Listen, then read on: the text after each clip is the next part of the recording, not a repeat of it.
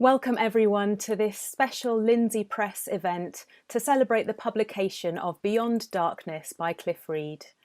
I'm Kate Dean and I'll be hosting this evening. Many Unitarians will know of Cliff and his work, but we hope that for some of you it may be new to you.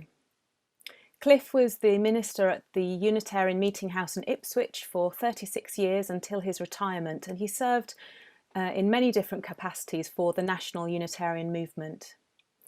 He is author of several other Lindsey Press publications, including works for use in worship services, a book on Darwin's links to the Unitarians, and of course Unitarian What's That?, a slim volume that we at Rosslyn Hill Chapel often give to our new members as a great short introduction to the faith and its history. This evening, Cliff will talk about his work and we'll hear readings from the book.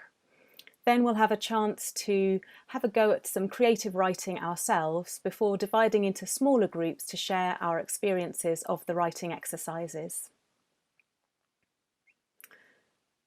The speakers during this event will be recorded, but the discussion in the breakout rooms will not. So please do find a pen and paper for the two short exercises that we'll have later. I'm going to begin by reading a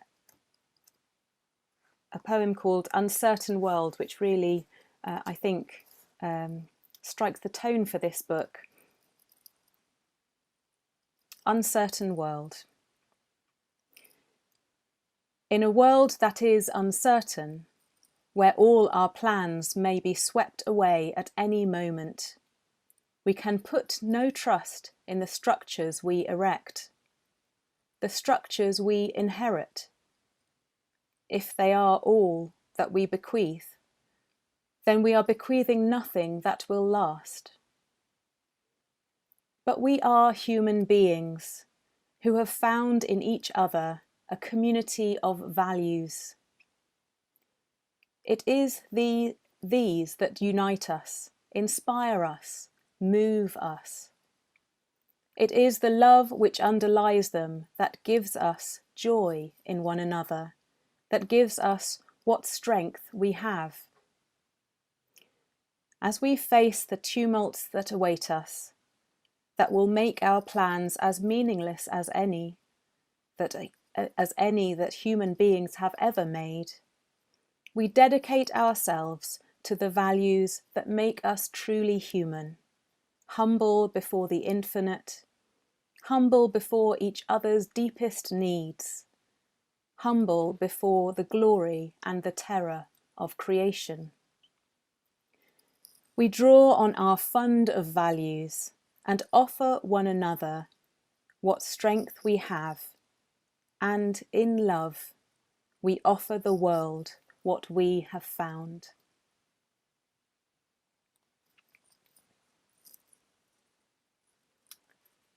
So welcome everyone, and special welcome to our author, our guest of the moment, Cliff Reed. Now is our interview section. We're going to have 20 minutes or so to chat through Cliff's writings and methods, as well as hear some of the works from the book. I'm sure that you will also have your own questions. So at the end of the interview, we'll open the chat box. And so please feel free to have a think about your questions now. And then when the chat box is open, put them in the chat box and I can ask Cliff those questions. So to start us off, Cliff, the title of the book comes from the poem Easter 2020. So let's read that together, and then perhaps you can tell us how the book came to be. So if we begin, if Kate, you read the first of the quotations. Easter 2020. From midday a darkness fell over the whole land. Matthew 27, verse 45. The angels spoke to the women. You have nothing to fear. He has been raised. They hurried away in awe and great joy. Matthew 28, 5 to 6 and 8. There was another horse, sickly pale, its rider's name was Death. Revelation 6, verse 8. A white horse appeared. Its rider's name was Faithful and True. Revelation 19:11. Winter grey and falling rain, we'll see summer come again. The Grateful Dead, Weather Report, 1973. It was a time of failing hope, a time of betrayal, despair, and darkness at noon, a time when fear and death seemed to triumph. There have been many such times, times when it seemed that the pale horse and its ghastly rider might drive life from the earth. Maybe we live in such a blighted time, even though we are surrounded by springtime flowers and bursting buds. There is a shadow over the world, robbing us of the season's joy, mocking its beauty. But though we must not diminish the dangers we face, let us remember that death never has the last word. The faith of Easter is that beyond darkness, there is light. Beyond sorrow, there is joy. Beyond death, there is life. We are called to be messengers of hope and compassion to each other, to our neighbours, and to the world. When the crisis passes, may each of us be able to reflect that we didn't altogether fail the test of love, conscience, and humanity. We are living through a bitter, fearful spring, but it will come to an end, and we'll see summer come again. So, Cliff, could you tell us how the book came to be? I was already working on a book before the pandemic struck, and it was something which I'd been collecting things that I'd written over the last few years, and so in a sense we were more or less ready to go. And the book had a different title then, we called it Sunlit Smoke at that point.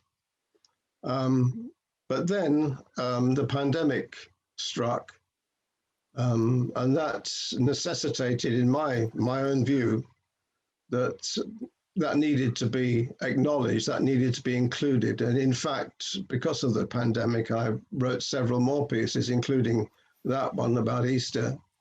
And so there are several items in the book which have arisen out of the pandemic, things which I wrote about it, things which I wrote for worship during the pandemic.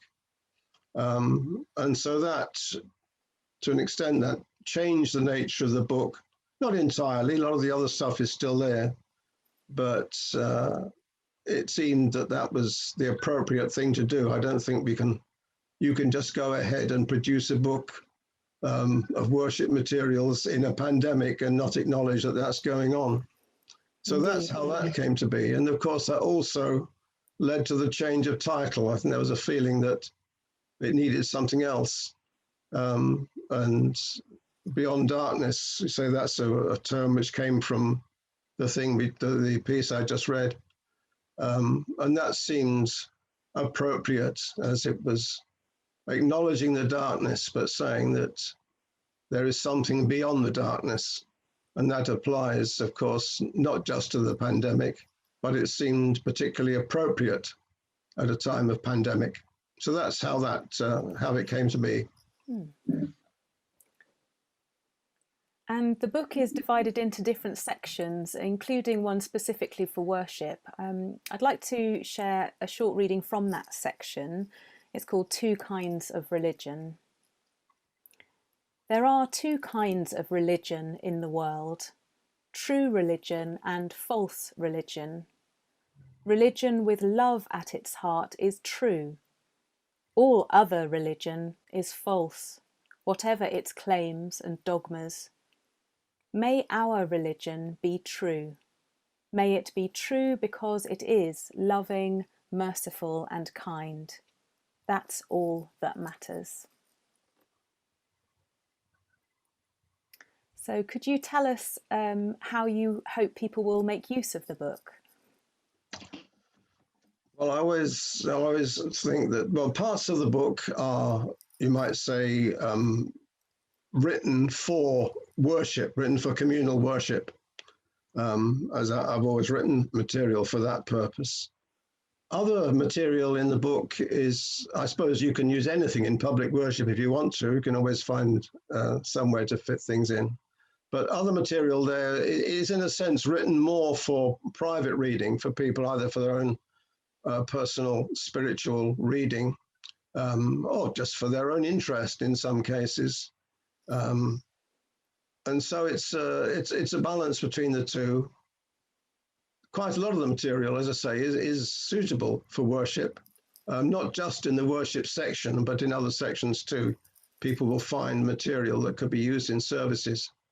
But I hope also that people will find the other material, which is less obviously for communal worship, will find there something of interest and of use in their own thoughts and their own meditations and reflections.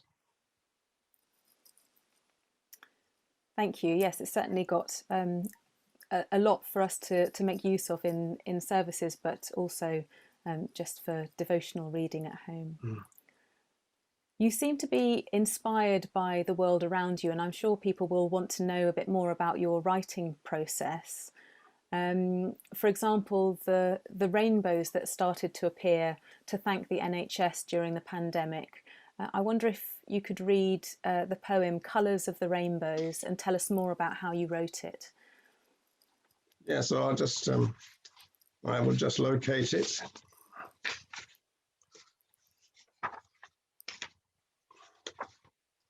People will remember that last spring, as the pandemic grew, there was this sudden appearance of rainbows in windows, mainly made by children. And those rainbows were a very colourful and attractive symbol of hope. And it struck me that this was something which I would like to write something about. Rainbows, of course, are beautiful things anyway, and very much something which inspires people. In fact, there's a little biblical verse to begin, which is from Genesis, where of course we have the symbol of the rainbow at the close of the flood. My bow I set in the clouds to be a sign of the covenant between myself and the earth. And this is what I wrote in an attempt to sort of give some depth to that use of the rainbow as a symbol. Rainbows have become our symbols of hope, our defiance of the pestilence that spreads fear, ruin, and death around our world. What can be the meanings of those 7 colours? The meanings we could give them as a prayer, as an affirmation of the life we cherish. Let red be for the courage and devotion of those who risk their lives to protect and heal us.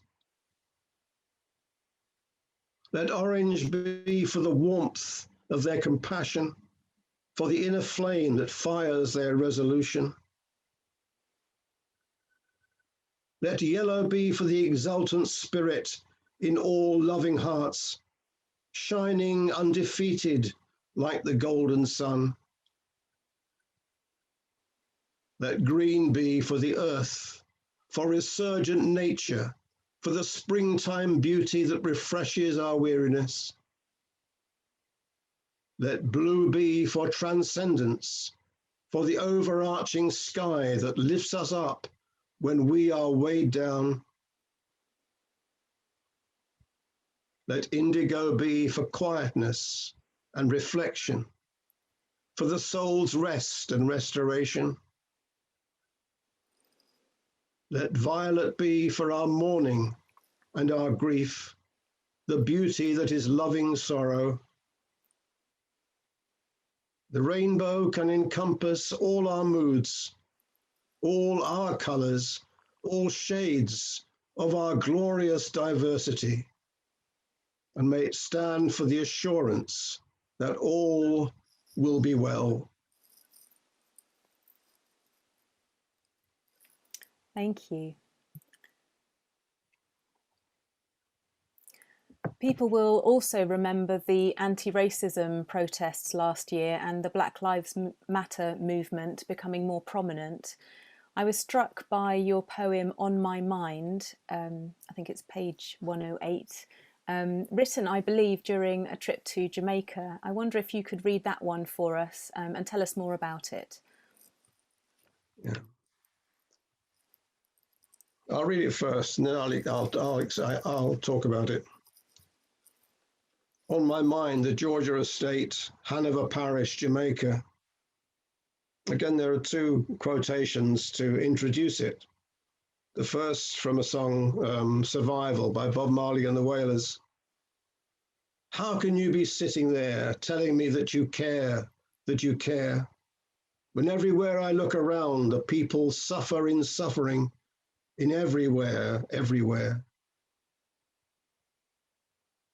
And then from a very famous song by Hoagie Carmichael, Georgia, Georgia, no peace I find, just an old sweet song keeps Georgia on my mind.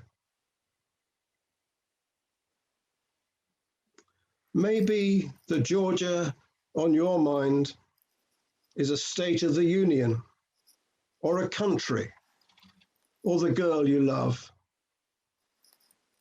But there is another Georgia. It is green and lush and beautiful, a little piece of paradise, perhaps. But if it seems that way, it wasn't always so. Once it was a little piece of hell, where slaves labored under the sun and the lash, labored to bring sweet luxuries to rich English tongues and wealth to rich English pockets. In this Jamaican Georgia, the swaying sugar cane was watered with African blood. Babylon ruled, and this is on my mind. That came about because of a particular interest of mine in the Unitarian involvement in slavery. The Georgia Estate in Jamaica was owned by Robert Hibbert, the founder of the Hibbert Trust. And on a couple of visits to Jamaica, I've sort of tried to do a little bit of following up on Hibbert, and also on a Unitarian minister called Thomas Cooper, who went out there at the time when Robert Hibbert owned the plantations there. And Thomas Cooper became a very vocal abolitionist as a result of what he found in Jamaica. I've also been to the house in Kingston, which was owned by the Hibbert family. And after that, with members of my family, we sought out the Georgia Estate to see what it was like now. And as I mentioned there, it's actually now you go there, it's a very beautiful and peaceful place, very green and very lush. And you think, well, what a wonderful place to stroll and enjoy the countryside, as it were. But then you remember what happened there and what it was like. And that is what inspired me, as it were, to write that poem. And also, it's a reminder to us that there are aspects of our own history which are, to say the very least, uncomfortable, and which also help to determine the society we have today, and those aspects of it which have been much under consideration recently. Thank you. And just before I come to my final question, I'll ask our tech support Shana to open up the chat box so that anyone who'd like to ask Cliff a question, you can now do so. So my last question for you, Cliff, is as well as being inspired by experiences and events, you often begin a poem with a quotation, or I think you call it a superscription. And for example, One Love Rolling has lyrics from Bob Marley. So could you tell us a bit more about how you use quotations in that way? Is it a catalyst to start your writing off, or does it come into play later on? It varies, actually. I mean, sometimes the superscription comes into my mind first, and it's sort of very much part of the process of writing the piece itself. But other times it's something which occurs to me afterwards as being something which seems appropriate to that. And so then I add that because I think it's as a little introduction. It helps to set the tone, as it were, to set the mood. And that's why not always, but quite a few of the pieces have got a superscription. Some from a variety of sources, anything from the Book of Genesis to Ed Sheeran. So it's quite a contrast. That one which you mentioned, I don't know if you'd like me to read that. Yes, please.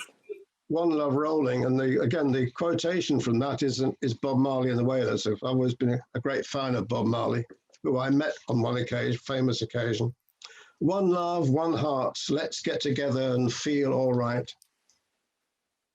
One love rolling through the land, from north to south and back again. One love rolling through the land, wherever there is violence and terror to be counted, wherever there is hatred to be overcome in human hearts, wherever there is disaster to be faced and grief to be comforted. One love rolling through the years, embracing all the friends and lovers I have lost, all who have been dear to me, all who still are. One love rolling through space and time, healing, reconciling, making us one people everywhere. One love rolling through our one world. But the thing about that is that particular Bob Marley song has always struck me as being a very beautiful and in its own way a very spiritual song, a great celebration of human oneness. And that's how that particular superscription, as it were, helped to inspire that piece, which was written at a time when we were very much thinking of things such as the Manchester bombing and the Grenfell disaster. It seemed that in what was a dark time with so much suffering, all of a sudden that somehow an affirmation of our oneness and of one love seemed a very appropriate response. We have a question from Catherine Robinson. She asks, do you write every day as a regular discipline, or do you wait for inspiration to strike? I suppose it's more waiting for inspiration, really. Sometimes it's something which just occurs to me, so it just comes to me in the process of either from reading or from looking at the natural world or something like this. There are times when, as it were, there's an event coming up or something like that, which it seems that something needs to be done. And then I would that's a bit harder in that sense, because you then have to sort of say, right, what am I going to do? But more than usually, it's not something I write all the time. No, I don't write regularly in that sense. I mean, I might have a sort of a sudden rush and write a lot of things in a fairly short time, and then have a period when I don't write very much. So it's, in that sense, it is about inspiration, if that's the right word, because one doesn't always know where these things come from. They just sort of happen. Sometimes what you write is as much of a surprise to me as to anybody else. Some people do use writing as a spiritual practice. I wonder if you have any comments on that. I think it certainly can be a spiritual practice. And I think when I do write, it is a spiritual practice for me too, because what we write, what comes out, it might not be something which at the rational level we plan to write in the first place. And so in a sense, it's letting the spirit flow. But it brings enlightenment to oneself when you write, because sometimes our lives become a little bit dull, a little bit drab. We're not really doing anything much in our lives. Our thoughts are on mundane things, as it were. But then an idea will come, and you will write, and in the writing of it, you actually find that you are spiritually renewed and spiritually refreshed, and you find guidance in what you write yourself. But it's not as if it comes from you; it's as if it comes from somewhere else. I don't know exactly how one would explain that, but I think a lot of writers would say that in fact, when you write, it just sort of flows through you almost. So that's how that works. I certainly have had that experience of it feeling like it's flowing through me rather than from me when I'm writing. Yeah. We have another question here from Liz Slade. She asks, she says, Bob Marley, the Grateful Dead and Ed Sheeran have been mentioned this evening. Do you think that any music can be suitable for inspiration for poetry and worship? Is it your relationship to the music that's important, or something else? I think music is a very spiritual thing. And it touches parts that other things don't reach. So yes, I mean, music is very much part of that. But also, I think in the writing of songs, people bring out all sorts of interesting ideas, and not everybody, perhaps, I don't know, but the people who I quote in the book are people whose writing has touched me, and has in which I find spirit, some spiritual strength, some spiritual idea, and that's how that comes about. But yes, music I think is important, and song is important. I say that with the words as well, and there are certainly examples of that in the book. And June Pettit says, you have produced several inspiring books now. Do you see any development since the first books, or are they all similar? I suppose there has. I suppose there's bound to be a change, because we all change. We change all the time. So I mean, my very early stuff is, I think, yes, I can see a difference. I mean, there's nothing I've written which, as it were, I would want to say that I no longer want to use. But I think what happened, I mean, like with this book, for instance, it has been noted that there is a difference between this and some of the earlier ones, in that some of the earlier books were more almost exclusively material for communal worship. Whereas in this one, although there is, as I say, quite a lot of material for communal worship, there are other things too. And that is partly because of the change of my own situation. When I was in parish ministry and I was leading worship every Sunday, then I was writing more for that setting. Since I retired, if you want to use that term, I have taken fewer services. And so in that sense, the pressure to produce material has been less. And so that's why perhaps in this book, there is also quite a lot of material, which is, I'd say, poetry, or which is more reflective. And of course, there's material reflecting on aspects of my own life as well, which perhaps maybe because of my age, I've suddenly started reflecting more on the different stages of my life. So there are things in the book reflecting on aspects of my life from childhood to the present. And thank you. And Bronwyn Taylor asks, what inspires hymns rather than prose? Well, when I write the hymns, well, I suppose it's the same process. But of course, with hymns, you have to think in terms of what would work when something is sung as opposed to just read, and also the structure is different. I mean, one has to conform much more closely to rules of rhythm and rhyme, perhaps. And so that makes a difference. There's a certain discipline to it. With hymns, when I write hymns, I often find what happens first is that, like, the first verse will come to me. I'll sort of have an idea for the first verse, and then the rest of it, then I have to work at. There's only one hymn in this book, actually, but there is one hymn in the book. It's a wedding hymn, but that's how that works. That I think that obviously there are similarities, but the structure of a hymn, I think, requires a slightly different approach than writing poetry or prayer. So Stephen Reed asks, when you finish and have a poem published, does the poem end at that point, or do you ever wish to revisit it? I tend not to, actually. I mean, one thing I find is that I don't like to tinker with things once I've decided they're finished. And that's particularly true, of course, once something has been published and is in print. And so not very often, very rarely would I actually amend something or tinker with something once it's been finalized. I might then sort of move on to something new.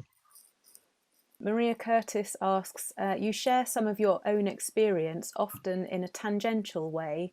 How do you decide how much to explain explicitly? Oh, do you mean about in the personal aspect? The personal aspects. Yeah, well, that is it's quite a difficult one, really, in some respects. I find that for me personally, it is a valuable thing to sort of reflect on aspects of my own life and how those have helped to mold me as a person and as a minister and to mold my spiritual life.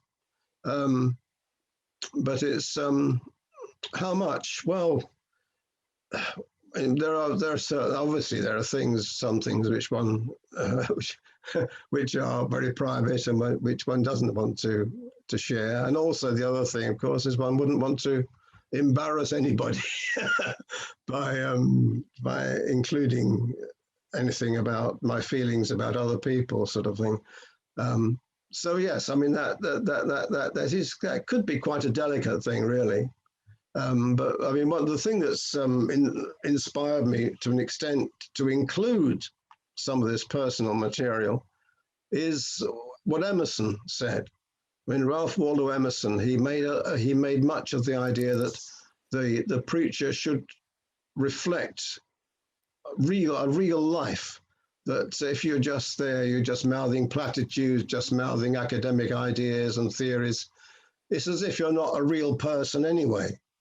And his idea was that the preacher, the minister, should reveal something of himself or herself, as we would say now, of course, but not so much in his day.